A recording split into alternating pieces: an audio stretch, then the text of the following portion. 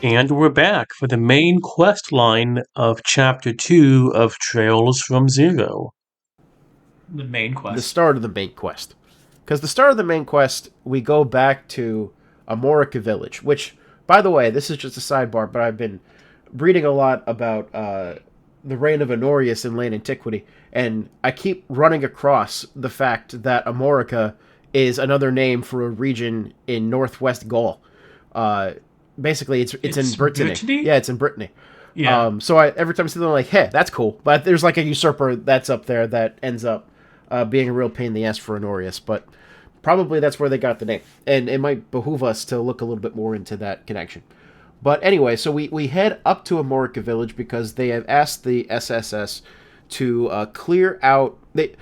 It's not in the village; it's like outside the village, but there's like a shed or a storage area that they keep tools in that are being infested with monsters that the SSS need to go clear out. So we do. Kevin, do you remember what these monsters are called? Yeah, I remember how they were captured. They're about to be crucified.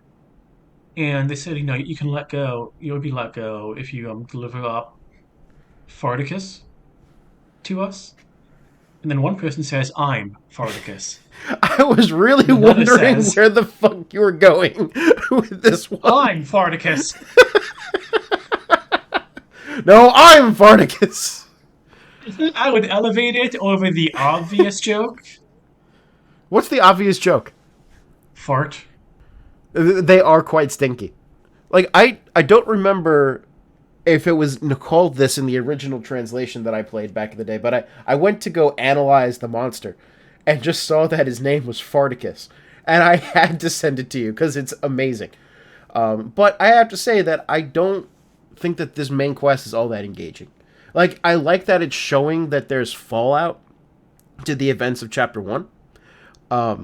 But ultimately, it's just go to the village, kill some monsters that fart at your face, and then go back to Crossbell where the actual plot of the chapter begins.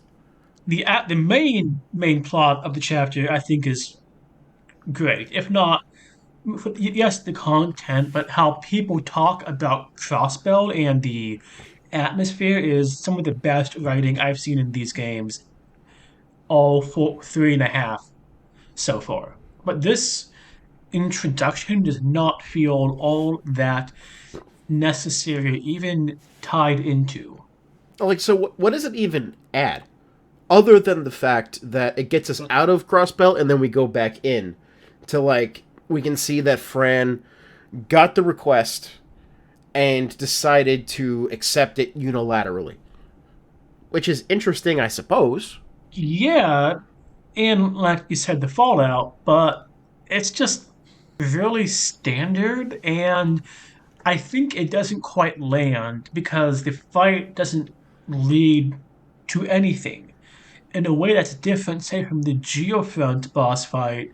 It's what separates us from going into meeting the hacker and getting more information and more info on the Epstein Foundation and so forth. So here it's just there, just is. Yeah, and I think that's really what I have a problem with. It's that okay, you go finish that job. All right, cool. Now we're done. It feels like a side quest, but it is a main quest. And if it's a main quest, then I expect it to logically lead to something, which it doesn't. And like in a way, that's not the worst thing because you know you're police. You're allowed to have a job well done. It's showing the diversity of tasks that the SSS can be up to. That's fine. I don't know. It feels like, as you say, that it didn't really quite land. But then we meet Risha Mao. We start talking about Ark and CL, and that's when we really enter the races. So why don't we start off by talking about Risha herself? I mean, we've been talking to her through the whole chapter. What are your thoughts? It's tough to talk about Risha without now knowing the big reveal at the end.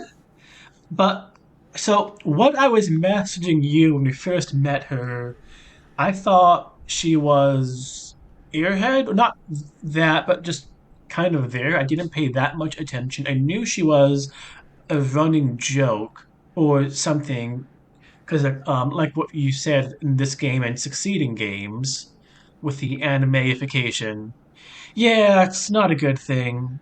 It's not a good thing. It's I don't want to say problematic, but it's kind of just yucky. So there's that. This she seemed very stereotypical. The young, uncertain actress dancer taken under the wing by an ingenue almost. And I thought her plot line would be gaining more confidence in herself. I thought something bad would happen to make her join the SSS. Maybe Ilya would be killed or kidnapped, something would happen or concealed.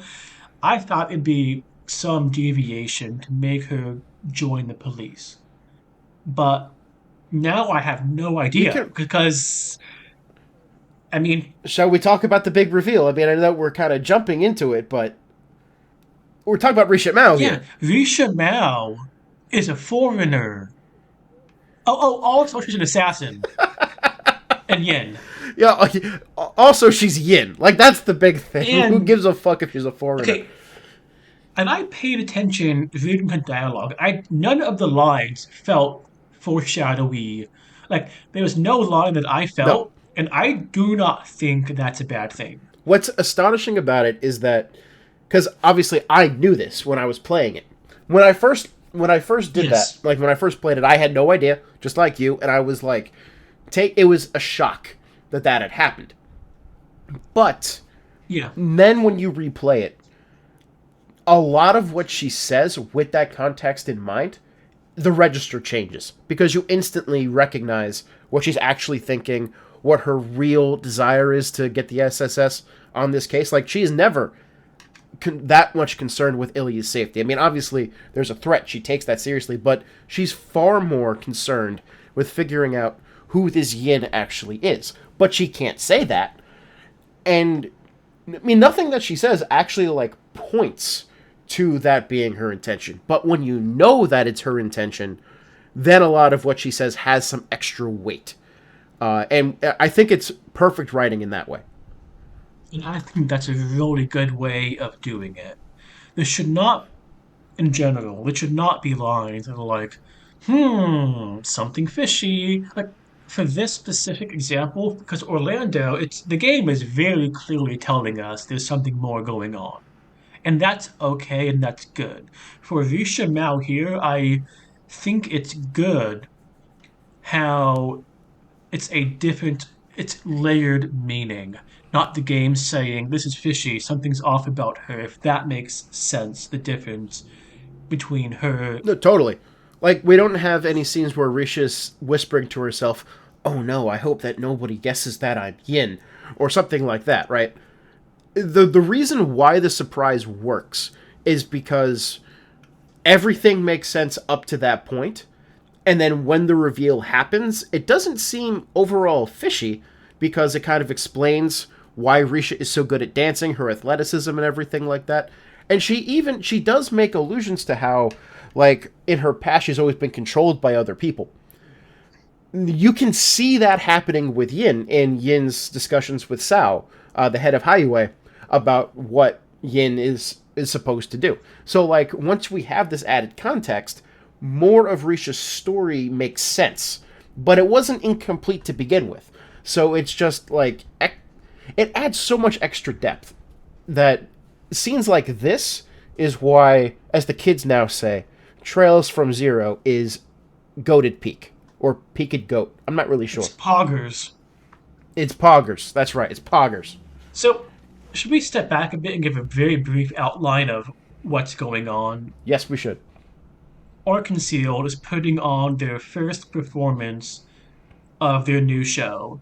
It's going to premiere in the Independence Anniversary Day Festival, but they're giving a brief showing to VIP showing for the elite of the country, just exemplifying how money and status gives you things that normal people through the sweat of their honest labor cannot get. A letter is sent to the top performer Ilya from Yin saying cancel it or bad stuff will happen. We eventually learn that Yin is the name of a super secret assassin from the East. in that this is one of a type of assassins. There's a special name for them, and Yin is well known in the Yellow Pages. Well, she's well known in the Yellow Pages in the underworld. There's like kind of mystery. Does Yin actually exist? Because Yin seems to there always seems to be a Yin, right? It's mentioned that it goes back centuries or things like that. No, not centuries, but like 2 centuries. Yin started to appear when Calvard became a republic. That is mentioned by Grimwood. SSS is requested specifically because Ilya, they think, is more likely to agree to their involvement as opposed to the First Division, which would normally take rank on this. And indeed, they do. Yes. Why don't I know that you have some hot takes about Dudley Son? Why don't you talk a bit about Dudley for us?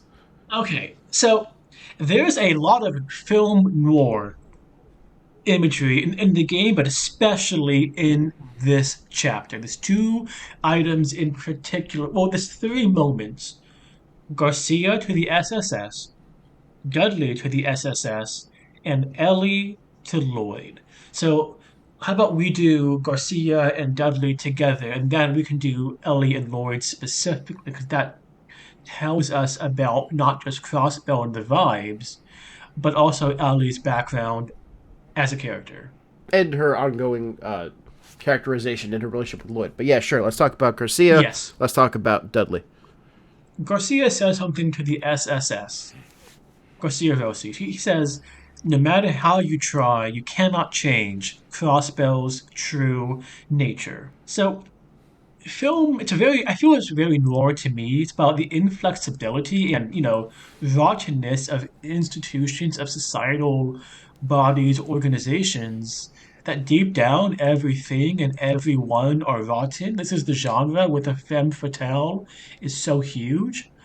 And then that leads to the question of why try? Like, things suck. You probably can't change them, so why try? And Crossbell in this understanding is not in a good place. That when they meet Dudley, who is a detective in the First Division, the premier detective of the Crossbell police force, he says Crossbell is in dire straits, not the band, to be clear. And then Randy says, the way you're talking, Crossbell has one foot in the grave. And Dudley says the situation is desperate. We have Ravash and the Mafia, Ravash and the Imperial factions. We have Hayu and the Republican faction. The Diet is divided. The factions have gangs working for them to destabilize. Nothing can get done. The situation is bad and it's only gonna get worse. And there's nothing anyone can do, really. It's it's so full of despair. I mean, not just the gangs and the polarization. The Crossbell has opened itself up to foreign interference at every turn.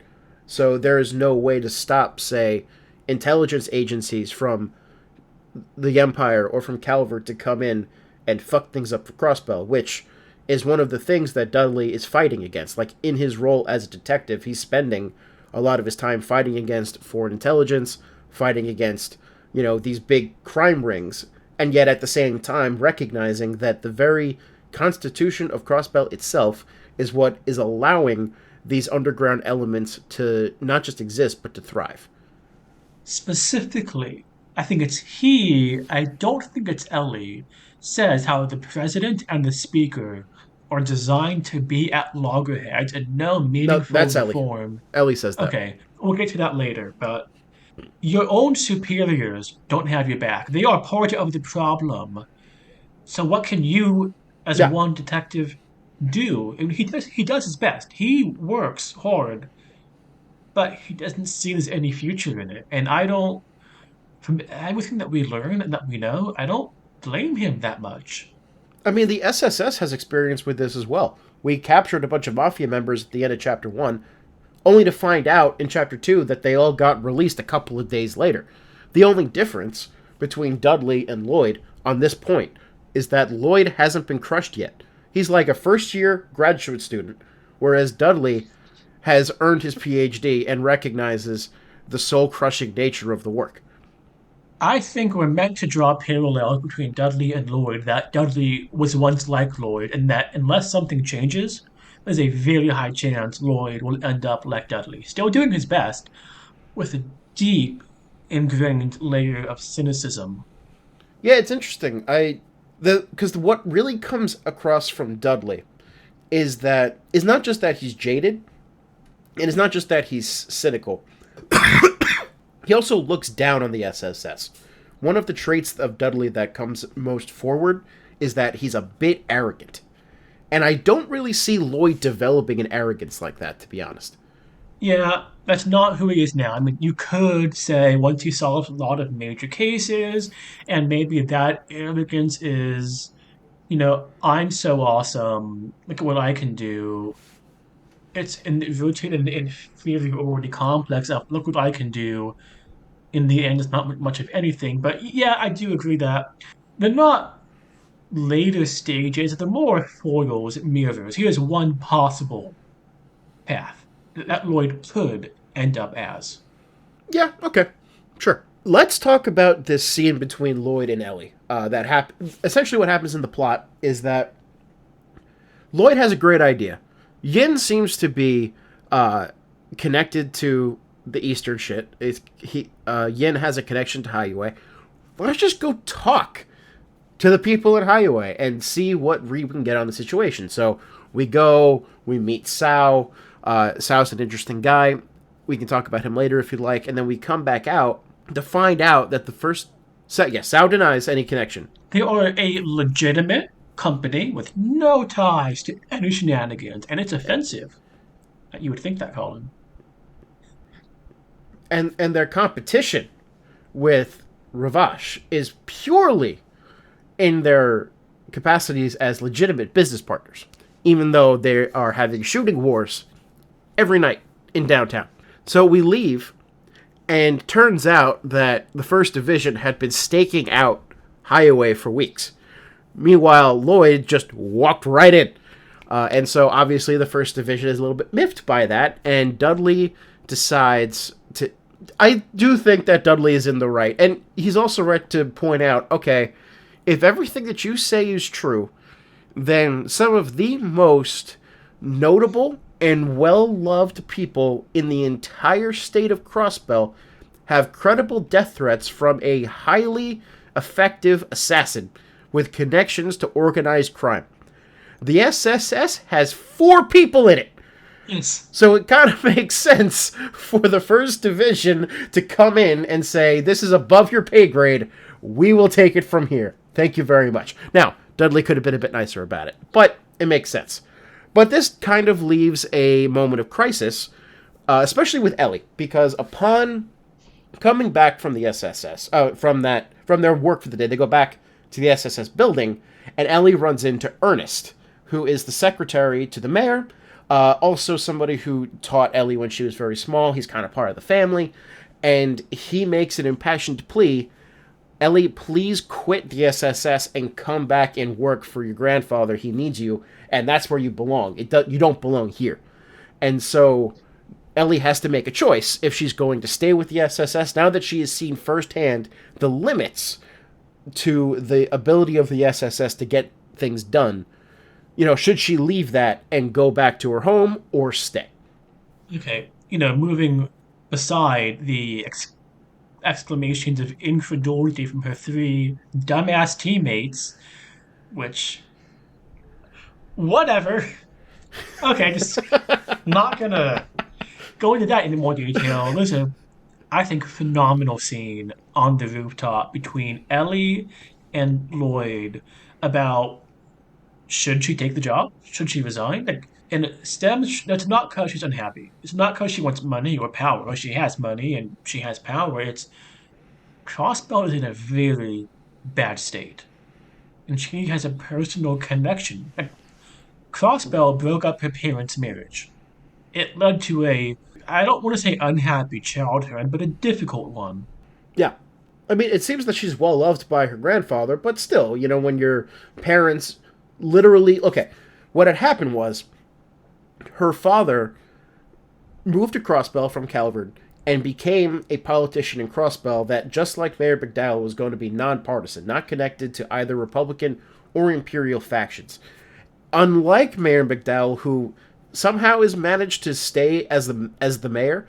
I don't know how he's managed to acquire this political capital, but he's the only one. He's the only one who has managed to stay independent. When his son-in-law tried to do it, he got laughed out of town, and he was humiliated so much that he decided to leave. Not just Crossbell, but his family too. As a hypothetical, tell me if you think this is off base.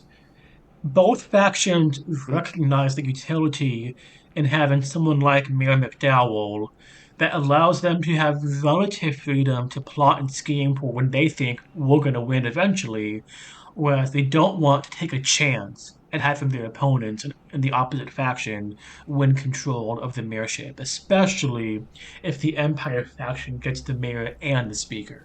I mean, that makes sense to some extent. We would need to know more about the difference between how the speaker is chosen and how the mayor is chosen. What I assume happens is that in the Diet, the majority party decides within their ranks, here's the speaker. That's Speaker Hartman, who's in charge of the Imperial faction, because there is a majority of Imperial faction members in the Diet. Whereas the mayor is probably popular vote.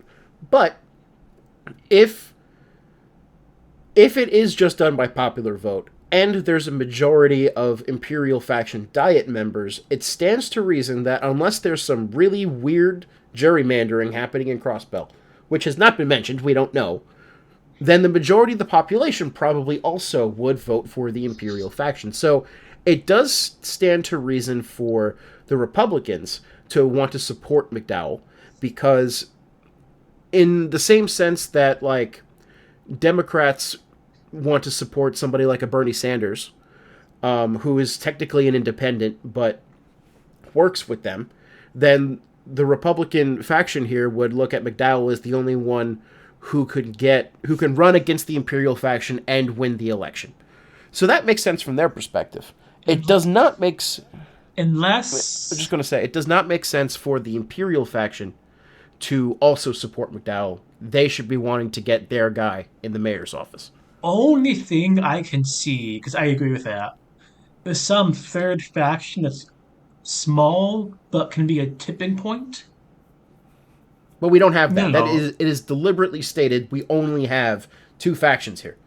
And then that raises the question, how strong is each faction in a political party sense? Do we see cross voting going on? Which I don't think we can go into any more detail beyond this speculation that we have. But it raises some interesting stuff. How Ellie is born to someone from the Empire and the Republic.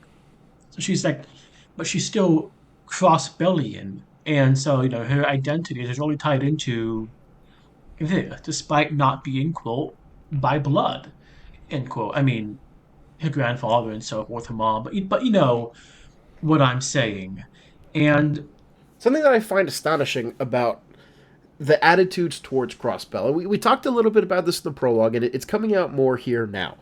People know in what dire straits Crossbell is in. This is not a place that has a bright future ahead of it, politically speaking, at the very least. A lot of distrust of politicians. There's very little hope.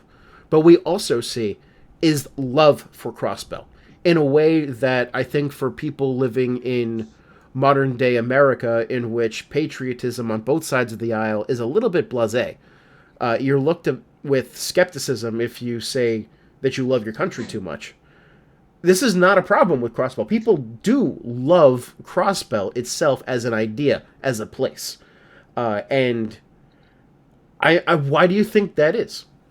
I think it's because they love it. That's why they're so despairing. If it was whatever, I'm fine with, they wouldn't care so much. Like, this comes from a place of love and deep attachment to their country. And it's not just the economic prosperity. There is an identity, Colin, of being crossbelt that is more than this cosmopolitan city on the upswing economically. There's a political identity that has been forged over a relatively short amount of time. And what's interesting is we don't get the sense that there was an ethnic foundation. You know what I'm saying? Like there was a ethnicity No, before. So this is a constructed, insofar as all identities are, of course, constructed, and very recent terms on a political basis. And the depth over so short a time is really fascinating. I think Ellie's quote is just, it's superlative about the tragic truth of Crossbell that she says to Lloyd. I think it's so spot on. so do you have the quote in front of you? I don't remember precisely I do. what it says. The tragic truth of Crossbell, and I imagine she sounds bitter when she says this. Kept alive by the will of the Empire and the Republic, stripped of all pride, fed constant lies and deception, drowning in false prosperity and novelties only because our captors allow it. That's some powerful stuff. That's some bitter stuff. That it's what strikes me about that quote is stripped of its pride. Said by a woman who's looking out at Crossbell and is clearly very proud of being Crossbellian. I Mhm. find that paradox so Yeah, interesting.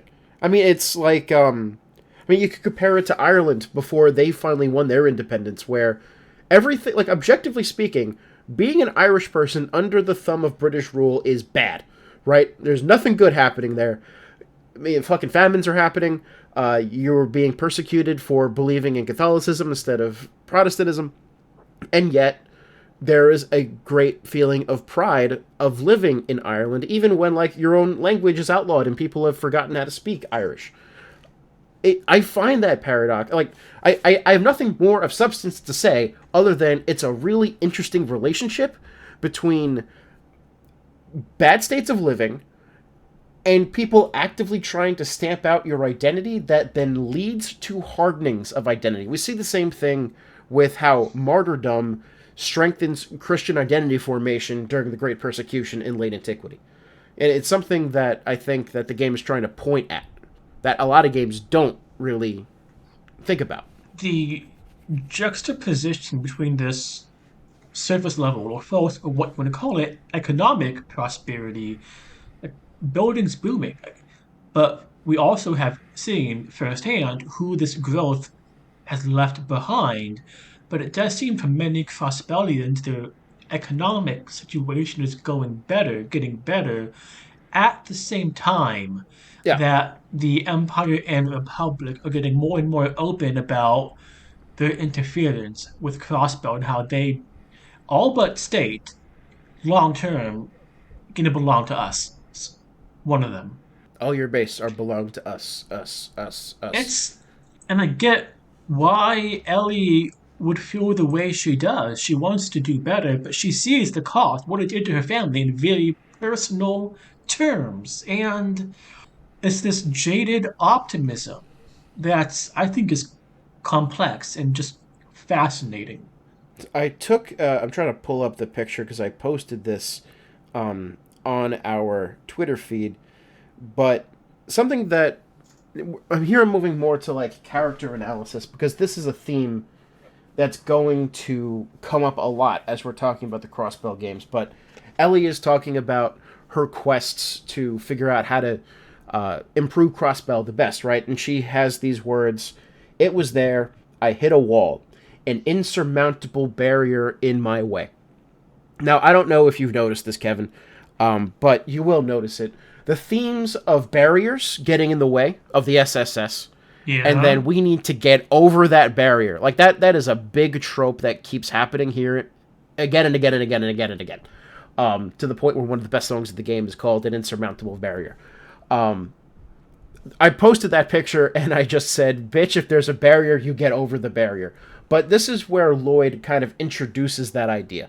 And I think that it's a fantastic counterpoint to Ellie's cynicism, and is probably one of the reasons why why Ellie decides to stay in the SSS, because Lloyd is able to say, you're right, there are all of these problems, but if we give up, then nothing is ever going to change. So what we can do is identify how to make a single step of progress.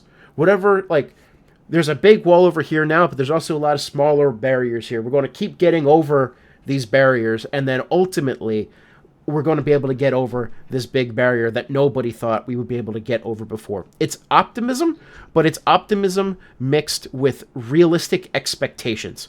And it's one of those things, like, yes, Lloyd becomes a bit of a meme because of friendship speeches and because of barrier talk, but this attitude is, in my opinion, refreshing. Yeah. And it's also useful for life. Like, even just playing these games the first time, I mean, I was playing them during COVID. I was in a pretty bad spot. And just having that idea of concentrate on what's in front of you, get over that barrier, and everything's going to be fine, it improved my life. And there's an often preconception that being cynical, it's this world weariness, means you're somehow more astute, that you know things better, that you're more engaged, you know what's going on. Whereas, no, you're just cynical, that maybe you're not right. So I do want to make 2 points. The first is I can't believe that Kevin just said that you can be too cynical. Because that is you. You are too cynical, just in general. But the other thing that I wanted to bring up is you had sent me a message about this scene that you found. So at the end, No, I didn't. Lies, Colin. This is a dirty, dirty lie to slander my character. I think the audience by now has figured out that every time you say the words "No, I didn't," you have done it. And I can post the conversation on Twitter if I need to, but I don't think that you got this. I didn't get the sense that you liked the romantic tension between Lloyd and Ellie. And for you, is this more? I mean, A, have you changed your mind? B, is it more of an execution of it? Do you not like the concept of it? I know that you had found that switch at the end to be a little bit jarring. Okay, so on a serious note, I get how the personal relates to this, Ellie's character, her relationship with Lloyd as a co-worker, and maybe something more. I'm concerned based on this and based on what you have said the series goes into the hair ramification. Is this one of the first seeds that will, God, I fucking hope not, will Tio have something? Will Noel, Risha? Because I did play a Crossbell, not Crossbell, Cold Steel 1, and there was behind some of that. And so there's that, and it just felt on a Cold Steel. personal level. I'm fine with the romance, though I do prefer when games have one clear canon couple, Joshua Estelle. But it felt a bit jarring going from the city and her personal relationship to it to like, haha, meet cute. Like I'm not I can't put it into words. I see what you're saying. I personally liked how they handled it because, I mean, in a way, that's how a lot of really in-depth relationships happen, right? It grows out of a connection over something deeper. And plus, there's a lot of awkwardness, which is what you're going to get when you start to develop Yeah, feelings for a coworker. Especially, and the kids. Let's keep in mind these are the age of your students. thanks for that. Because I'm reminded of how every year I get older and they stay the same. And now my students are using slang terms that I don't even know what they mean. And not just that, first year graduate students are using terms that I don't know what the fuck they mean. Like, now we have a student who adds core to the end of everything to turn it into an adjective. Like I'm in my comfy core mode. It's my sleepy era build going on. What the fuck what came out of your mouth right now? Explain it to me.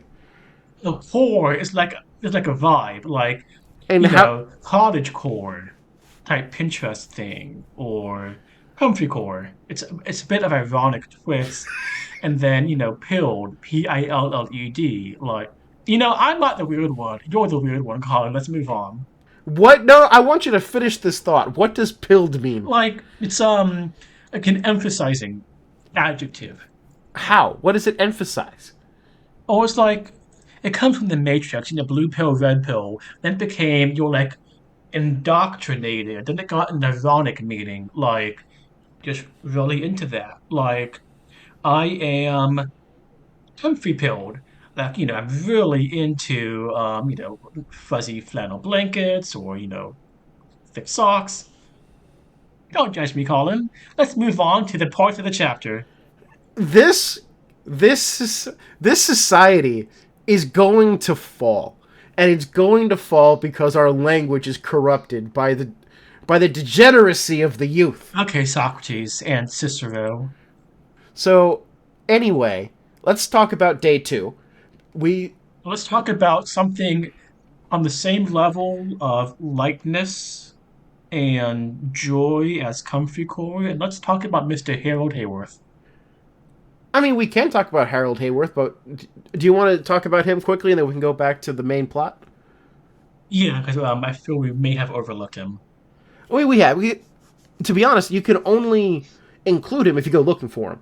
But I did make sure to go look out for the Hayworths because I feel like there's a lot that happens in this chapter just below the surface with them. So, number one, Harold meets Joshua and Estelle. They happen to be in Mainz at the same time. And it's very clear that Estelle recognizes who Harold is, and like she's not very good at hiding her emotions. So like she has a look of like, I don't have good vibes coming off of this guy. Wait, how? So we don't know how much if any she knows about Ren's actual past. But if you remember from like the last time we recorded, which was a while ago now, they did meet the Hayworth lookalikes. Yes. I was thinking, I thought this was going to give us a lot of information about what the other people learned from the doors. But then I remembered how in SC we saw. It's it is unclear how much. Essentially, what Estelle says is that she recognizes Harold from that incident, from the automatons in SC, and so she does make the guess that this is Ren's actual dad, which is going to cause some. It's going to cause some discomfort anyway because everybody knows that Ren is orphaned, on account of she has a big ass robot called Pater Mater that are her real parents. It doesn't provide any evidence if she knows about the events of Stardor 15. I don't know if she ever talks about that, but that might be something to hear from the community about. What was interesting to me about that is that immediately Estelle is suspicious and like protective of Ren, but also throughout the chapter you get the sense that Harold is beset with guilt over something. I wonder what that could be. But like if you talk to him, It's red. It's obviously red, Colin. How were you unclear? Kevin, I know. Yeah, it, yeah. it was a sarcasm that I was doing. Wow, I would never do that, but go on. Yeah, thank you. Anyway, so as you run into him over the chapters, sometimes he'll be like, yes, I'm very thankful for my family. One might say, I have to be thankful. And then the other thing that you start to pick up on is that the Hayworths, specifically the mother, are very pious. Sophia is going to church even on non-church days to pray. And drags her son Colin along with her too. And near the end of the chapter, if you go to the church, so Sophia had been talking all day about going. Near the end of the chapter, she does go, and Harold is also there. And you learn that this is not usual for him. He goes sometimes, but he's normally pretty busy on business trips and stuff like that. And when the SSS talks to him, he claims to their face that he's praying for business success. But in, like, the parentheses, he's very, like, clearly, like, you have the ellipses of, he's lost in thought, or he says something a little bit odd, and it seems clear to me there that he's actually praying for forgiveness about the Ren thing. What I find interesting about this is it shows more depth of character in Harold. In my opinion, it's pretty clear at this point that he feels guilty about what had happened. We'll see how this is continued to be explored. But then also, none of this happens in the main story. You can miss this completely, which I did the first time. And I don't know, it's an interesting design choice. I don't know if it's good or bad that this could be completely missable, honestly. Because I think you did miss it. I did. And I see why they would make it missable because it's not really the stories of our core four. So, No. and that does show a certain dedication of this is part of the world of Zemuria. It looks backwards, I imagine.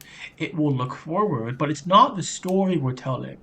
It's a confidence in their narrative, in the players to go exploring if they want to have something not small be dismissible. It's not essential, but it's not nothing by any means.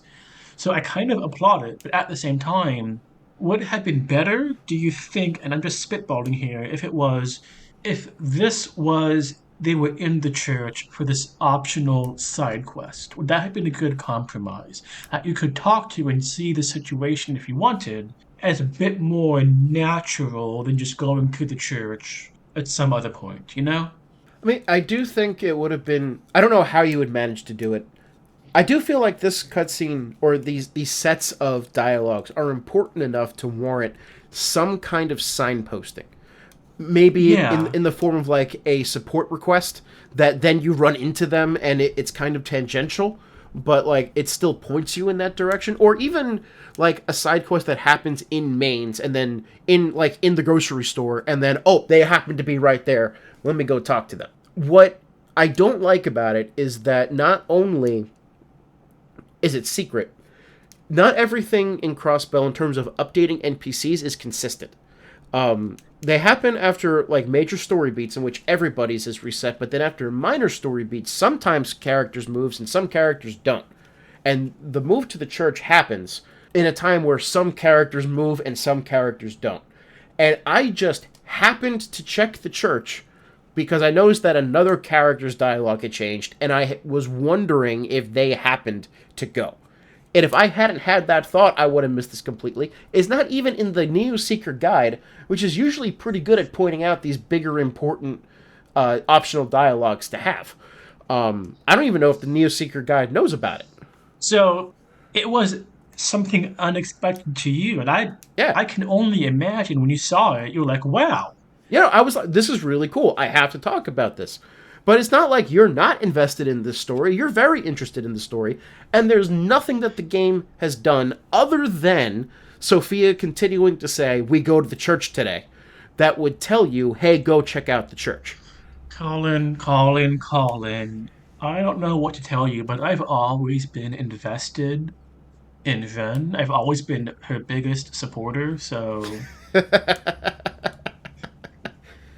You know, there's that psychological effect where if you take somebody who likes something right away, and if you take somebody who hated something and then grew to like it, that the level of affection in the second person is higher than in the first person. the zeal of the convert. Indeed. And you know who's converting, Colin? Who's converting, Kevin? And converting to what, might I ask? There's a hacker who's converting zeros and ones into emails. Yeah, so, man, there's still so much more we gotta fucking talk about, and we've been talking for a while. Um, I'm so glad you're the one editing this one and not me. So, we get a weird email that appears to be sent from the very center of the IBC building, which would mean that it's somebody on the premises. So Ellie uses her connections to get a meeting with the head of the IBC, Dieter Croix. And I'm saying Croix. In English, obviously, we would say Croix, or I guess in French we would say Croix. But the Japanese local, like, the dialogue is very clearly saying Dieter Croix, Mariabel Croix. So that's what I'm saying. We have some pretty long cutscenes with Dieter and Mariabel, and both of these characters are very important to the series as a whole. So, Kevin, what are your impressions of Mr. Dieter Croix? Oh, I'm interested to learn they're important. I thought it'd be minor characters. No. Dieter seems a bit too altruistic and nice for the leader of what I assume is a multi-billion-dollar corporation. Those people, Multi-billion Mira Bank, Mira, Kevin. those people tend to be a bit more driven, less aw shucks, I'm great than the average mom and pop business owner who, I mean, that's the ideal, but in general, they're sociopaths. So, he had an interesting speech on justice, really hammering home the themes of the chapter. it stands to reason Ellie's best friend is a member of the elite who also has no personal boundaries, so to speak. It's not like she fondled anybody. Oh, I thought She she gave her a fondled. hug and then was Well, very mean to men. okay, well, No, I men don't think suck, she so fondled. good for you, Mirabelle. She's an engineer. I had no idea they'd be prominent. I did not pay them much attention.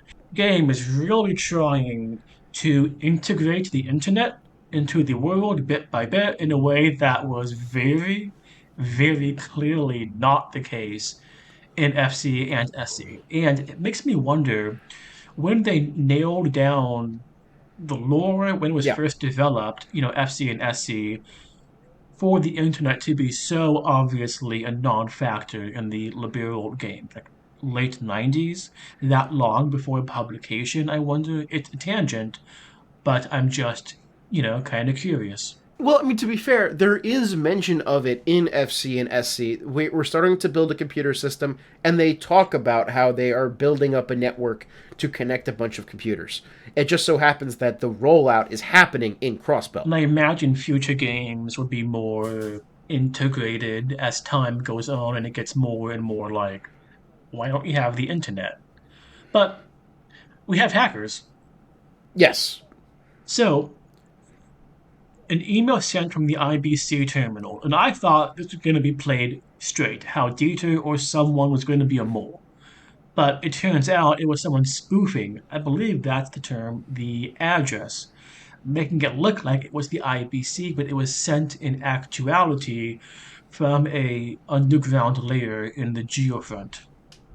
So we head down there, and we find a room of a kid that has 2 couches, a table, 6 computer monitors, and a fuck ton of pizza.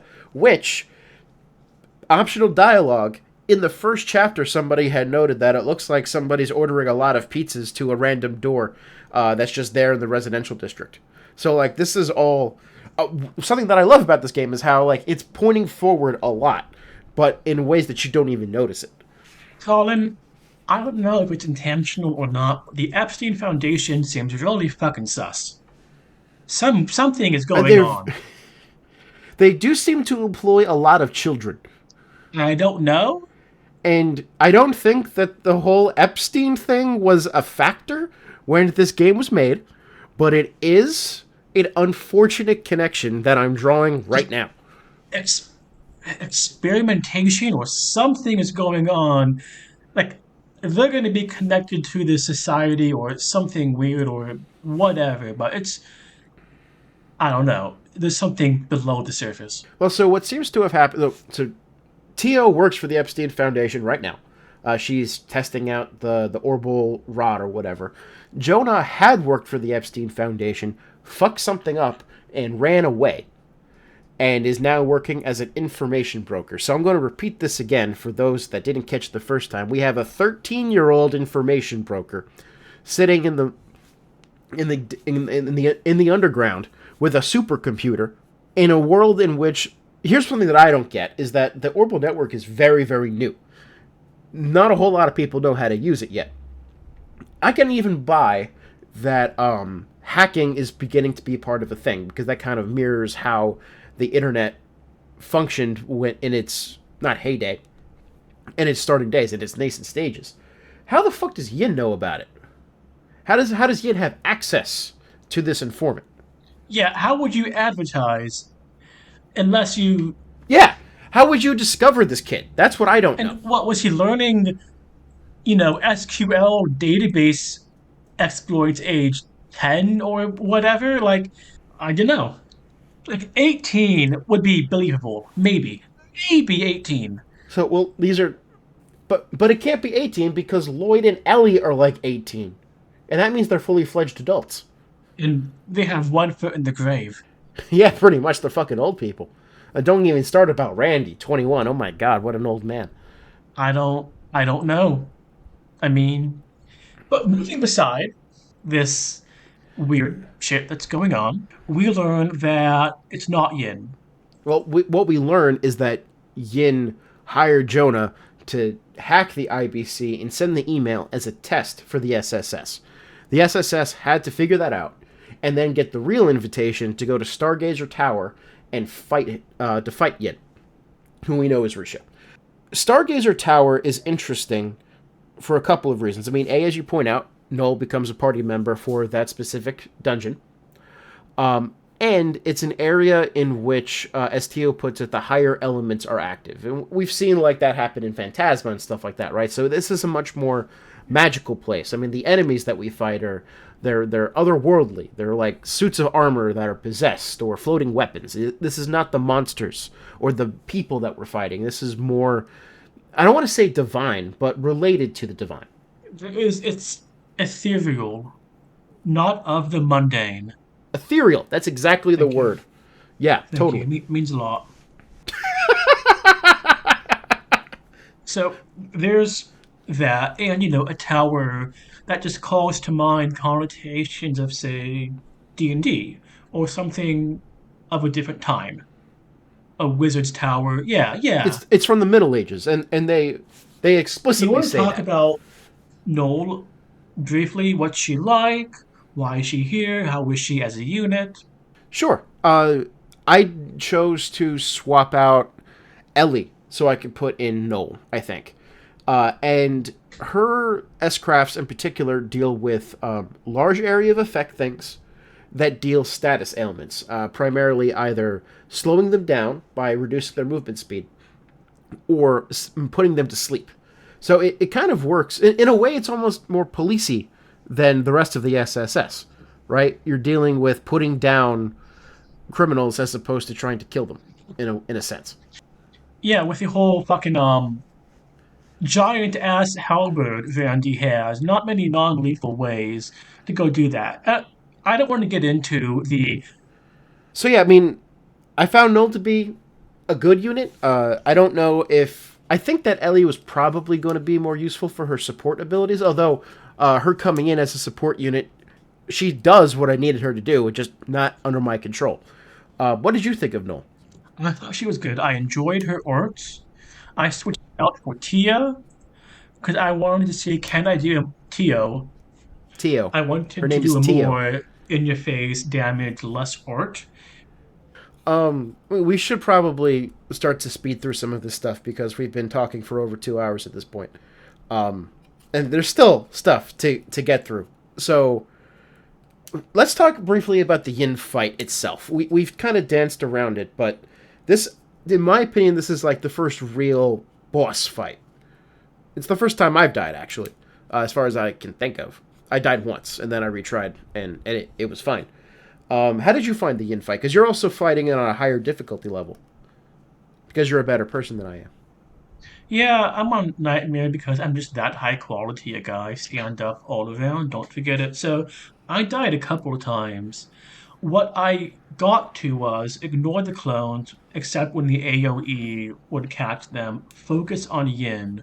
That was the main death dealer because of her art that sometimes like, just killed people. I forget what it Yeah. was, or craft. Yeah. So get her out of the way, heal, use Ellie for the support and the reses, and that was the winning strategy. Yeah, this fight is the one that reminded me that I always try to equip my party members with something that prevents against death blows, which I hadn't had equipped for this fight, except on Lloyd because you do find a holy chain in your exploration, which was helpful. But I hate death blow. I love trails. I love the combat system.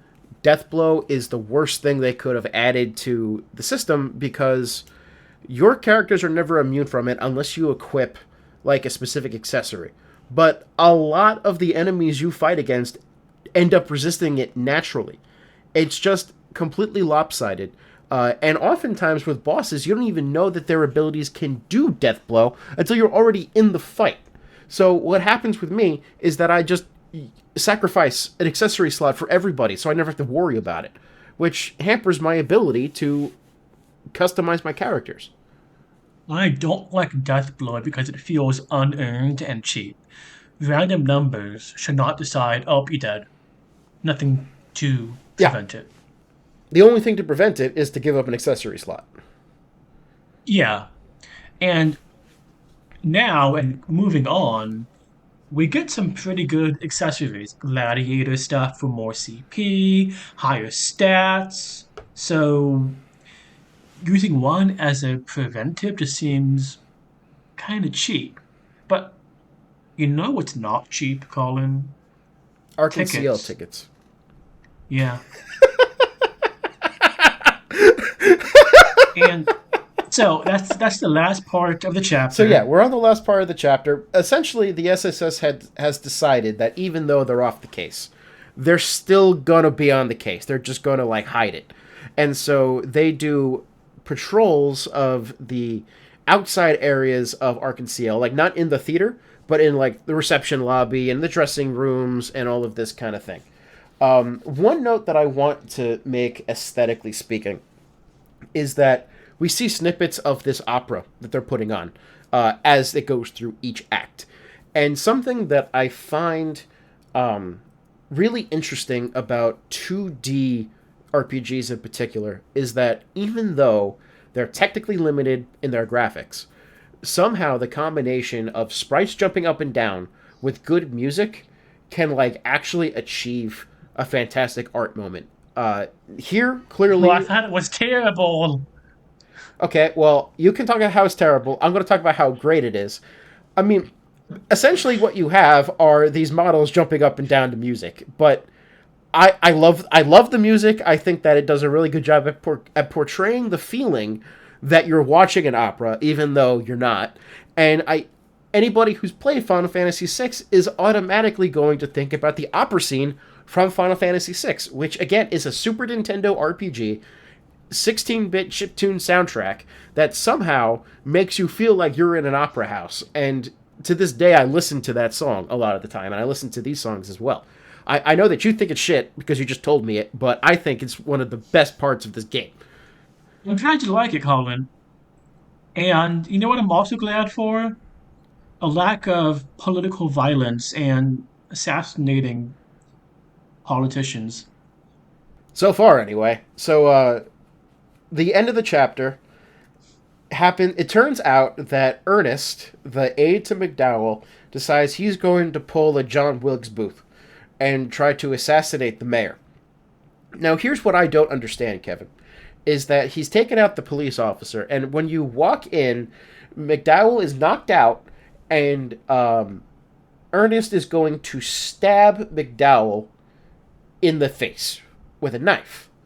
And he's hesitating or something, like he's about to do it, so Lloyd jumps in and is able to disarm him. And then he pulls out a gun and like holds him hostage so that he can get out scot-free. So if he had the gun the whole time, now maybe it's because he wanted to keep the noise down, but I can't help but think of your comment last episode, just shoot him. Just fucking shoot him.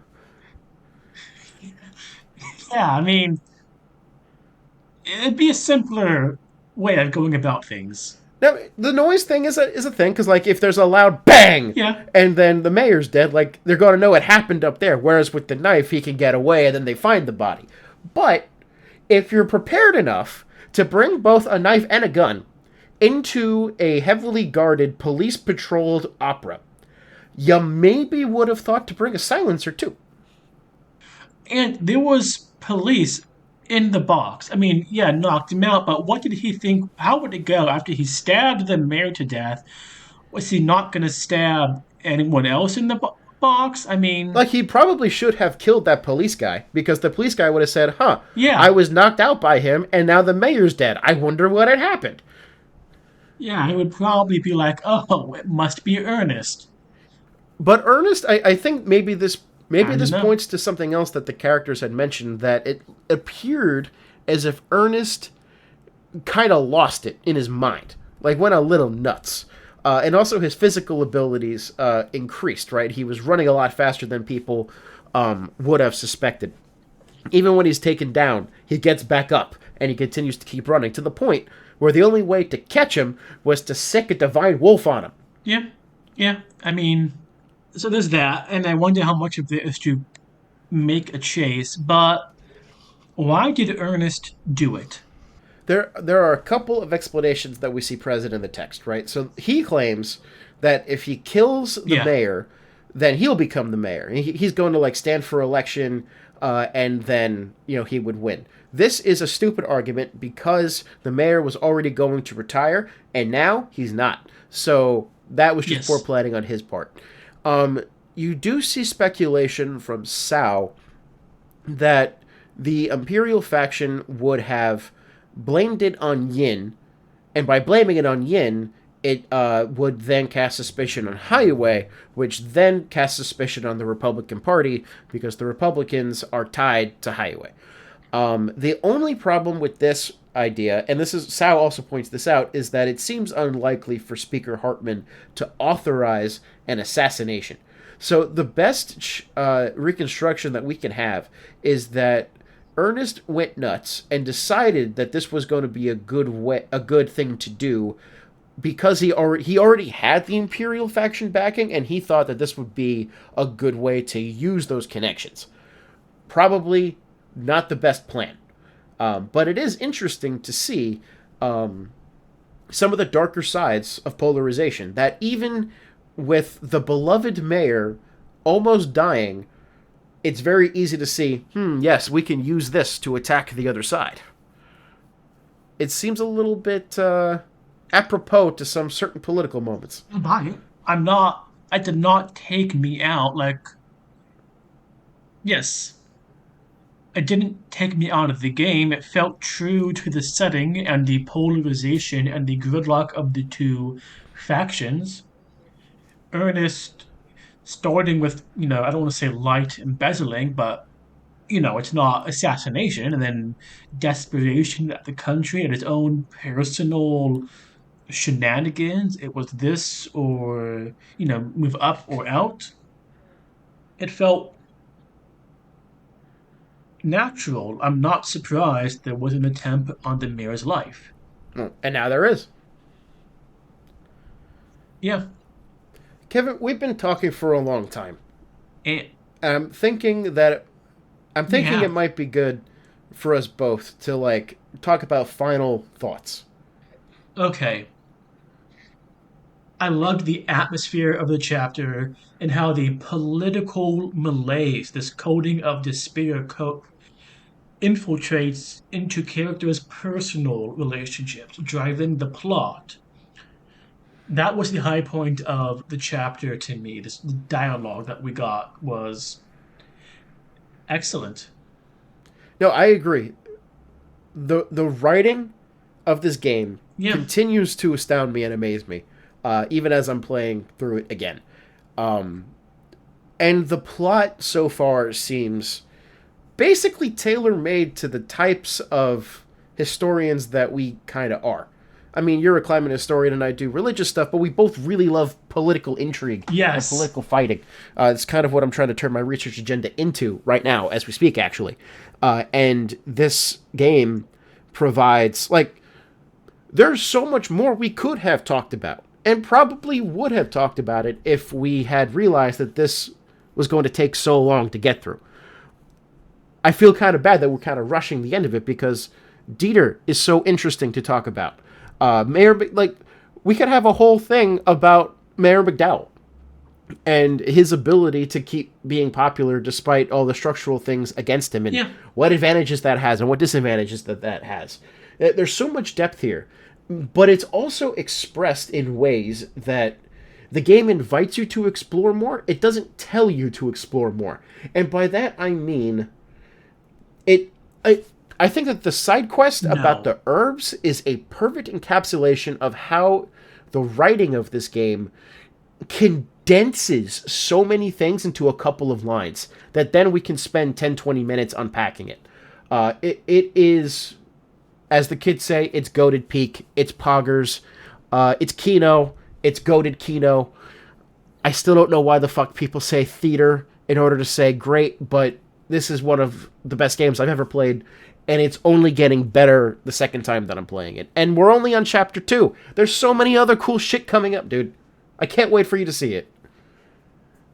yeah. I mean, I can't wait either. I'm super excited. It's so different from the third, and I loved Kevin's interior story in the third. I think I'm liking Crossbow more. I I do like Crossbell more. I mean, I love the Liberl arc, but Crossbell is my favorite for a reason.